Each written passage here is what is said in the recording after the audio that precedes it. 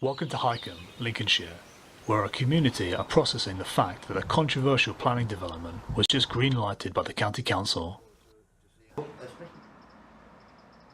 Wednesday evening saw them storm a closed council meeting and express their frustration at supposed foul play by the firm and their representatives. How you feeling, Alec? Yeah, nervous. Nobody objected to them photographs. Them photographs are so misleading. They show a very short distance and they're showing the road being straight. If anybody can show me a straight road out there, I will personally take them on holiday with me. Although they voted against the proposal, there were several councillors who abstained. Make the time, exactly. Gentleman said there, make the time. I'm sorry, I've taken crap on people over this against my personal standing, and I'm not prepared to do anymore. You are not going to do as the community wishes you to do. Step down now and let somebody take your place who's going to look after the community instead of looking after yourselves. Despite conditional approval being granted, there are still many unanswered questions about the site. For example, why is it being built so close to a residential area with the nearest house just 50 yards away? The history of UK recycling plants is an open secret, and the industry's own safety body have been calling for more regulations to be adopted for almost a decade. On average, there are now more than 300 fires at waste sites every year. But the one now under construction in Hykeham will pose a much greater risk than the average recycling station. This is because GBM's site will be treating an estimated 100 tonnes of asbestos. But I mean, it's got all the diagrams and everything. Look at this. Facts number one. 150 wagons per day on Boundary Lane can't be handled. The proposals went through with councillors who do not live anywhere near the area voting for it. And the reason they voted for it was they didn't want it in their own backyards, but we can have it in our backyard. It is the community's belief that there is more involved here than meets the eye. There was only 4 letters in 2015 sent out.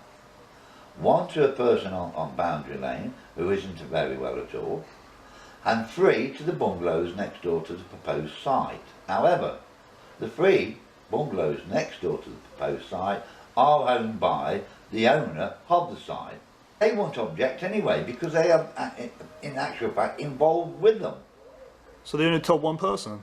So what the council actually did was they told one person, and that person isn't very well, and if it wasn't for that one person, the community even now in 2017 would not be aware of what was going on. These particular councillors do not live in the area, so why should they be giving votes on what will happen to us? At the same time, if our local councils are not going to be listened to, why have local councillors? And that includes all the councillors from Lincoln City. What are you doing if you are not being listened to? Environmental report still has yet to be made public.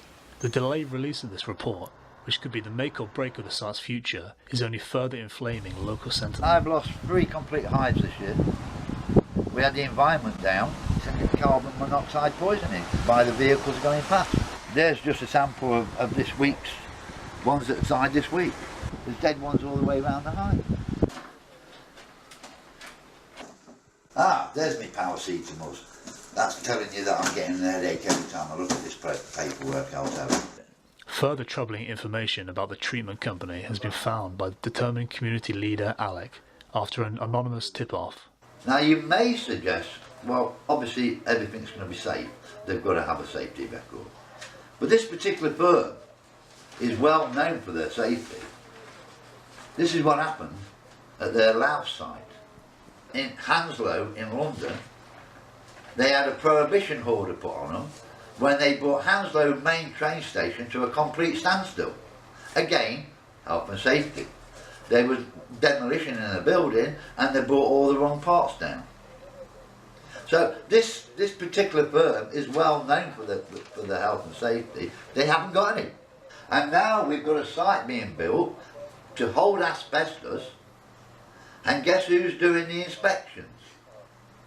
GBM themselves. It's a self-regulated company. So their own company are going to be doing their own inspections. Excellent.